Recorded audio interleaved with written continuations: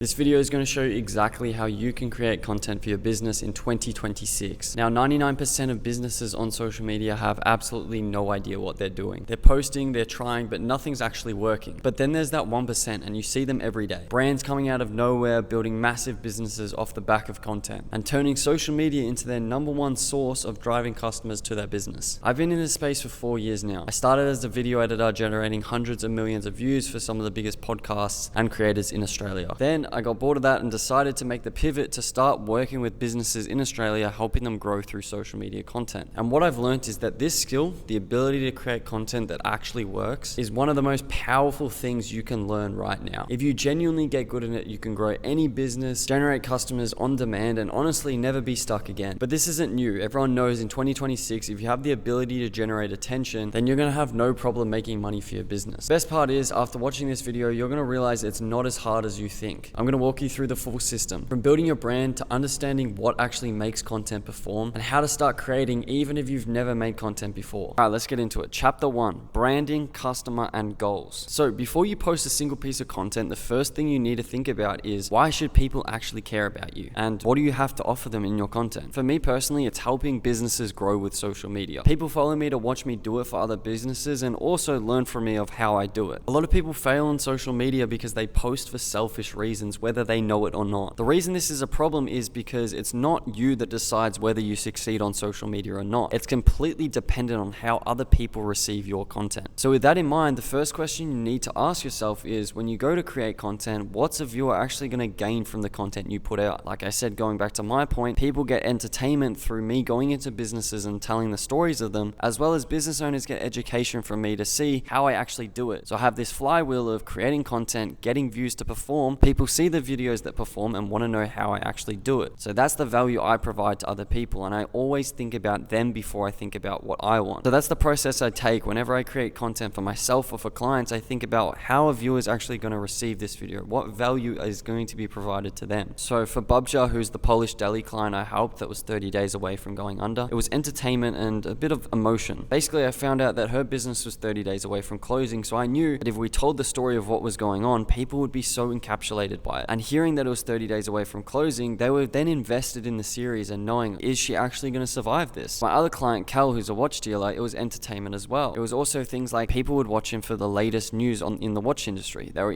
fascinated by watches, and Cal would create content documenting like the latest releases, what Rolex are doing, all these types of stuff that people would follow him for. And another example might be my client Quadfather, who grew from 0 to over 50,000 followers. People followed him for fitness tips. He was really good at breaking down complex exercises or just making fitness simple. So that was sort of his branding. People followed him for education around fitness because he made it so simple. Now, they all did different things, but the point is they all gave people a reason to care about the content that they were putting out. The reason why I always put this at the start as strategy or teaching clients is because if you skip this part and go straight to posting, you end up posting a bunch of random stuff, and even if you do get views, it's not really aligned with who you are or what your business does. So the people you attract don't actually convert into customers for your business. And it makes it very simple. You can think like, once you have your branding and how you want to provide value to people online, you can cater your content in that direction, rather than just feeling really random. So before doing anything else, think about what you want to provide to people through your content, and it does not have to be deep. A lot of people also get confused with the term value. It doesn't just mean education. It simply means what someone's actually going to receive from your videos. It could be entertainment, it could be education, or it could be emotion. The video might make them feel something. It might be controversial, it might be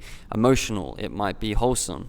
Now, this is not to say that you have to just go out and create content that you don't like. Of course, you still want to create content that you enjoy yourself, but you just have to keep in mind the success of it is not dependent on what you think about the video. It's dependent on what everyone else does. Okay, the next step of chapter 1 is thinking about your customer. So this is the person you create content for. Now, I'm speaking to business owners here. It's still apparent if you just want to create content in general, but typically you want to cater your content towards a customer. Reason being is, if you don't think of your customer first, you might create a bunch of content, but it doesn't actually actually attract someone that's going to buy from your business. Now, the way I think about this is simple, because there's a lot of misinformation on this topic online. A lot of people might say you need to speak really niche and just niche down to your audience. Problem is, when you do this, you just make boring content. Your videos never get over 1,000 views. But on the other side, when you just create to get as many views as possible and not think about your customer, you just end up creating a content that's only watched by 11-year-olds, and you might get lots of views, but you don't actually make money from it. So you want to find somewhere in the middle. So first thing I think about is, number one, who my customer is, or identifying who the customer is. Second thing I think about is, how can I create content that still speaks to this customer whilst maximizing the amount of people that can see this video. A good demonstration of this is my content series that I do, where I go into businesses and create content for them for free. The way I came up with the idea was, I was in bed just lying one night, I couldn't sleep, I was like, I have to go viral. So the first thing I did was I thought about my customer, and I was like, okay, my customer is business owners. Second thing I thought about is, like, what do they struggle with? And a lot of the time it's just content strategy. What do I post? How do I post it? How do I make content for my business? And I was like, okay, how can I create content solving that problem, but also make it in an entertaining way that reaches a wide amount of people? And I guess the thing for me is like, if I'm teaching content and how to make videos perform, like, I have to make my videos perform, right? Which was a frustrating thing, because in the past I'm like, okay, I want to solve this problem, I'll just make a bunch of educational videos around this topic. But in reality, I didn't enjoy making that content, nor I find it quite boring to watch education online. So I was like, how can I solve this problem in an entertaining way that still caters to business owners, but also can be watched by a wide amount of people? I was like, what if I just go into businesses and document me doing it? And so I did. The next day I walked down the street, I walked into random businesses, I pitched them on, like, hey, I want to create content for your business for free. Reason being is, love what I do, want to create content for myself to show people how to do it. And I also believe that business owners, if they knew how to create content, it could completely change the whole trajectory of their business. So it was a few things bundled in one. And first business I did it for was a DVD rental store. DVD rental store. It was complete, like, by chance that I stumbled across this business. It was the first one I walked into. Guy said yes. I made a video for them, and off just 3 videos did over 2 million views for the business. Now this worked perfectly because I was telling the story of a DVD rental store that, like, just the general population loved, but the whole time business owners were seeing me create content for this business, and also giving them a bit of, like, tips and tricks on how to do it, or just showing the process and showing it was possible as well. That, like, holy shit, a DVD rental store can actually go from losing money to making a profit off the back of a few social media videos. So that's the process I took. Thought about the customer first, then thought about what content I could create that maximizes the amount of people can see it while still catering to my audience. So I got millions of views on that series whilst getting a whole bunch of business owners reaching out to me being like, hey, can you do this for me as well? The third thing of chapter 1 is having goals, or what I like to call having a North Star. So typically people might address, like, what goals do you want on social media? Look, I don't think there's really any point when you're starting any goals to set out. Like, for example, saying, oh, I want to have 10,000 followers in 30 days or whatever. You can't control the outcome, right? You can only control the inputs, all right? I think it's pointless having outcome-based goals in content when you're just starting out, because there's no way to predictably say, like, hey, I'm going to hit 10,000 followers in 30 days, right? The metrics or for goals I would be focusing on is, number 1, consistency and getting better. Am I getting better every video I post? And am I posting it consistently? So my goals would be input-based. I would look at, can I post 30 videos this month? Can I get better every single video I post? And the third thing is, does it feel like I'm building a connection with my audience? Am I making them aware of me? Am I making them like me? Am I making it so they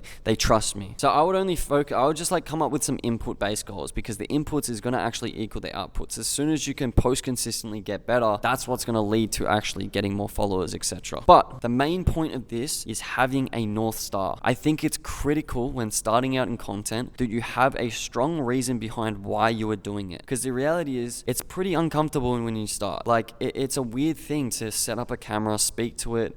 If you've never done it before, you might find it a bit weird. The reason I say you need to have a strong North Star, or a strong reason why you're doing it, is because when you start out creating content, it is so easy to give up. I'm filming this video, I might get frustrated halfway filming it.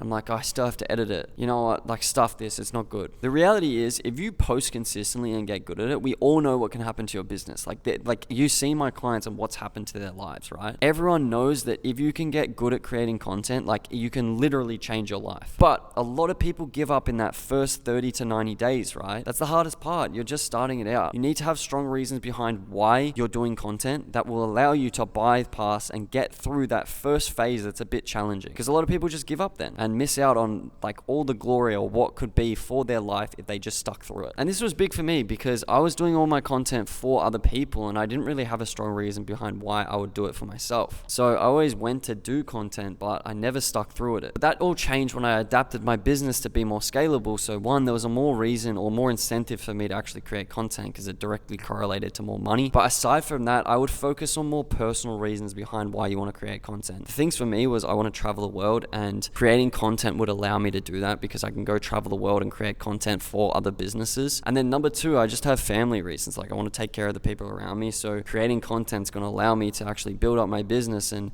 put me in a position where I can actually take care of the people I love. So they're very strong reasons behind why I can bypass being uncomfortable on camera and actually get through it, because having that North Star is way stronger than just, oh, I don't feel like making content today. So whatever your personal reasons are, some strong personal reasons behind why you are making content. All right, chapter 2, algorithms, hooks, and retention. The whole purpose of this chapter is to make social media less crazy and overwhelming, right? It's actually really simple at the end of the day. Now, let's talk about the algorithm first, because absolutely everyone gets this wrong, especially the ones in the more like general population, just like small business niche as well, that I've noticed, is everyone talks about that the algorithm changes every month and it's constantly changing. The algorithm has not changed once. It's always been the same and it will always be the same. Everyone just panics because it's like, oh, social media, you got to keep up the trends, you got to keep following and just like stay on. You do not, okay? I'll tell you what the algorithm is. The algorithm is simply a line of code that decides whether or not to push your video out to more people. Its only job is to show people videos they want to watch. And the way it determines which videos to push out to more people is simple. The algorithm is looking for videos that have high watch times. And the reason is this: the longer people stay in the app, the more ads they watch, the more money these platforms make. Therefore, it makes sense for these platforms to push videos that have high watch times, because it keeps people on the app longer, watching more ads, and they make more money. The algorithm is not what hashtags to use or what content's working or what hooks. It's none of that, right? They're all things that can assist with the algorithm, but at the end of the day, the algorithm has never changed and it will never change. Only purpose is to keep people on the app. A lot of people just say a bunch of buzzwords to make themselves look like they're smart or know what they're talking about. It's not true. If you got someone saying a bunch of buzzwords and here are the top 50 hooks to use in the month of March, just swipe off it. Literally everything I do when it comes to content is around that one word, watch time. When I go to make my hooks, I think about how can I grab someone's attention but make them want to stay till the end of the video? How can I retain someone? How can I edit this video so that I don't get bored and swipe off my video? I'm not thinking about likes, I'm not thinking about that stuff. I'm just purely thinking about how can I keep someone longer on my video? Again, without going too deep into it, as soon as you approach content with that mindset and understanding that you need to keep people on your videos longer, you'll start to get an uptick in views straight away. I always see it, because everything you do when it comes to creating content, you think with that in mind. So it's really important now when you go to create your next few videos, just think about how can I keep someone on the app longer. If you can do this successfully, the algorithm's going to reward you because you're actually rewarding them for keeping people on their platform and making good content. All right, second thing, let's talk about hooks, because hooks are definitely an important thing on social media. But again, this is a thing a lot of people get wrong. The thing people get wrong, it's not even what people get wrong. It's unfortunately gurus and people just put out all this advice that's misinformation. They say, oh, like the hook is just about grabbing attention. And what ends up happening is people start doing these crazy things like jumping into the wall as a real estate agent to grab someone's attention. The problem with this stuff is, yeah, you might grab someone's attention for 3 seconds, but if you have a 30-second video and you start talking about how you're a real estate agent and you're selling a house, they're going to swipe off the video and go to the next video because you essentially just clickbaited them. I don't know if that made sense, but I'm just so sick of seeing people jump into the walls thinking it like gets attention and this is how you go viral on social media. I get why they're doing it because they saw one person succeed with that type of hook, but 99% of people that make this content get like 300 views and look like an absolute goose. The way I see a hook, or the way I like to describe it, is essentially a trade proposition. You as a creator are proposing to a viewer that your video has enough value that it's worth their time to trade for it. So our currency is the value of our videos and the currency of viewers is their time. We need to propose to the viewer that our video is valuable enough for them to trade their time to watch it. All I'm thinking about in my hooks is thinking about how can I make it appealing enough that a viewer wants to trade their time to watch my video. And there's many ways you can go about doing this. It starts with having a great idea behind your video. The better the idea, the more likely people are to actually watch it. Doesn't matter what you do with your hooks or if you use the latest hook format or the latest hacks. If you don't have a good idea behind your video, it doesn't actually matter how strong or fundamentally good your hook is. So the best type of hooks have 3 things. Number 1, they stop the scroll. Obviously, it's really important to grab someone's attention. attention. Number 2, they tell the viewer what to expect from the video. And number 3, they signal value of watching until the end of the video. So a lot of people get wrong with their hooks. It's just about grabbing attention. No, it's about grabbing their attention and making sure they watch until the end of the video. Like I said, going back to our watch time point, every video you create should be around how can I make a viewer watch from the start all the way to the end and more. In your hooks, what I avoid is saying too much, making it confusing, using too many big words and jargon, right? As soon as you start confusing the viewer, like I see a lot of people have a really amazing video, but their hook is really confusing and doesn't clarify what's actually going to be in the video. And they lose a lot of people because the viewer just can't understand what this video is about, despite it being very valuable to them. Here's a few type of hook examples that work really well. Number 1, a curiosity loop. What's the difference between these two paper clips? This one,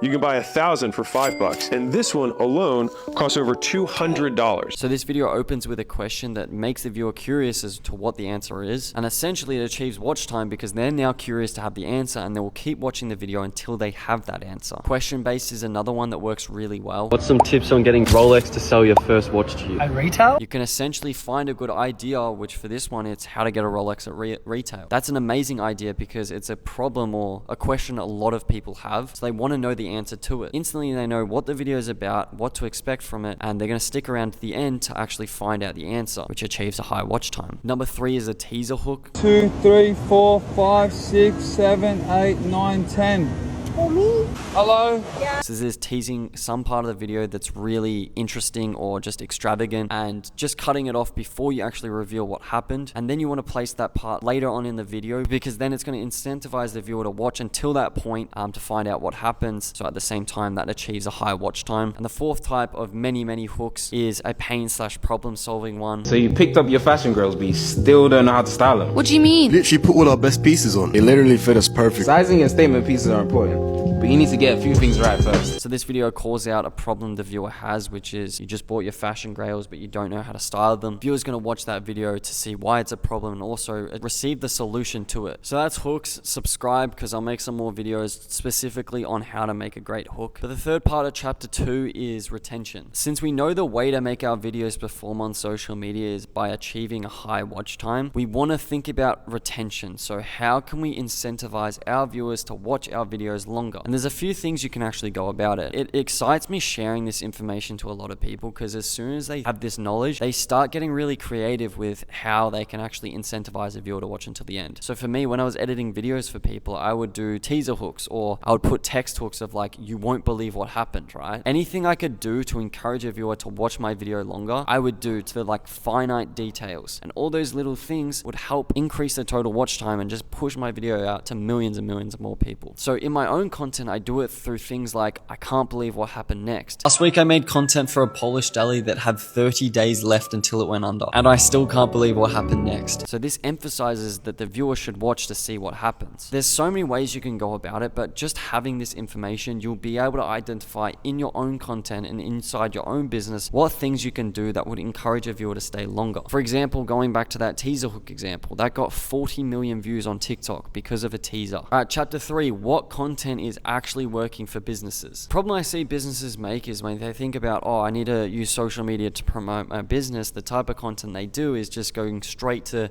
promoting their products or services. Problem with this type of content is it's essentially an ad, and no one goes on social media to watch ads. They swipe away from it. Like, I know there's some outlier cases, but I'm going to make the statement, it does not work. So the type of content you should be focusing on for your business is this. Number 1, content that makes people aware of you and your business. Number 2, content that makes people like you. And number 3, content that makes people believe in you. Having this results in a well-rounded brand that's not only optimized to get views, but also generate new business and sales for you. Now, what this means is content that makes people aware of you is obviously stuff that gets high amounts of views. The second thing, it's more optimized to build a connection with you and your audience. It's more and more important nowadays that if you want to generate sales through your content, you need people to like you, right? It's a major factor in people's buying decisions. It's not just about how good the product or service is. A lot of it is, who are you as a person? Do people actually like you? I know if you're a fitness coach, for example, and people are wanting a coach, it doesn't matter how good you are at coaching. If people don't actually feel connected to you and like you as a person, it's going to be really hard for you to make sales. So I see for a lot of people are genuinely good people, but they don't put any content out that actually shows that. So I encourage you to do this as well. Point I would like to make as well is it's quite subjective to each business. None of this has to be super strict. Like a lot of the time, content you post may result in people liking you, but it can also get a high amount of views as well. So a lot of the time it crosses over. The third thing being content that makes people believe in you. You're selling a product or service. Typically this is content you create around actually just like talking about case studies or results or just showing off your products in general. For me personally, I would do a case study of how I helped a business get 5 million views and completely sell out. So that piece of content is probably more appealing to my business owner clients. So it might get less views, but it also increases the amount of trust they have in me that I can get the same result for them. So to put it simply, it's literally just talking your shit, like talking about how you're good at what you do. Now, overall, if you create these 3 types of content, you won't have a problem making money off it. Which brings us to our next point. How do we actually create this type of content? So chapter 4, how to create content as a beginner. Now, I know creating content as a beginner can feel very overwhelming. There's so much information online on what you should and shouldn't be doing, and it's just like it's too much. So as a business owner, you probably have ideas you want to talk about it, but the thing you struggle with most is, how do I actually turn this into content? And that's really the only problem you need to solve right now. Like I said, going back to our metrics, it's posting consistently, it's getting better each video. So they're the only metrics you should be focusing on. So with that in mind, we just need to think about, how do we actually create the content now? So the answer to that is research. I want you guys to go out and research people in your niche or in your industry, or just creators in general that are doing well on social media and succeeding with it. And you need to study what they're doing. You can do that, or the other thing you can do is, if you have an idea, for example, of you want to tell people about your art classes, I would be searching art classes on Instagram and looking at all the high performing videos around the topic art classes. That way you're going to see what content people are creating that are succeeding with this as well. So then instantly you know what type of content will work. When you're looking at this type of content through research or through looking at creators in your space, what you want to be thinking about is, could I create something like that, but with my own twist to it, making it unique to you? I don't mean just go out and copy what people are doing. Take inspiration from them, take the formats or the way they're delivering the ideas they're talking about, and just reframe it and make it unique to you. Obviously, you're going to have your own business to talk about, so just take the structure of these videos and input your own information into them. A lot of people talk about, and what most beginners think, is they have to post a whole lot of bad content before they actually get good. I actually disagree with this point. You can skip that entire phase by just imitating what's already working. The problem most beginners face is they get this information, it's like, just post, and they just make a bunch of random videos and they're just like, nothing's working. Well, of course nothing's working. You don't know what good content is. So everything I talk about and all the things I educate my clients on is skipping this initial phase, and the way to do that is by studying good content. The reason it works so well, and the reason I always tell my clients and people I work with, is to go look at what's already working and create that type of content, is when you do this, you're constantly studying every time you make a video good content. You're building your brain and pattern recognition to understand what good content actually looks like. And we do that for a long enough period of time, you'll get to a point where instinctively you just know what good content is. And eventually you'll get to a point where you can simply just make your own videos off a whim, because you are so trained on good content. Instead of spending 3 months just creating random videos and doing selfie videos, study what's already working, imitate it, respin it with your own information, your own unique stories, your own unique business, and skip that initial phase. Instantly you can jump straight to making good content, because everything you're doing is modeled off proven formulas of videos that have already performed. Now, I got a whole blueprint and document for this of my ideation method, steal and spin. If you want it, just DM me on Instagram, spin, and I'll send it to you. The link will be in the description. But a great example is one of my clients, Noah. She came to me, she's never posted content before. She was like, I have this e-com business I'm building, which was essentially a men's premium lip balm. There was nothing like it on the market, it still isn't. And she's like, should I make content now, or like, should I make, and she was just gonna make videos of the product, right? She didn't really know what to do. So she came to me, jumped on a call with me, and I gave her a strategy. I was like, what you need to do is you need to speak in the world of your customer. If you're selling a premium men's lip balm, you gotta first think about your customer. And we're like, who is that?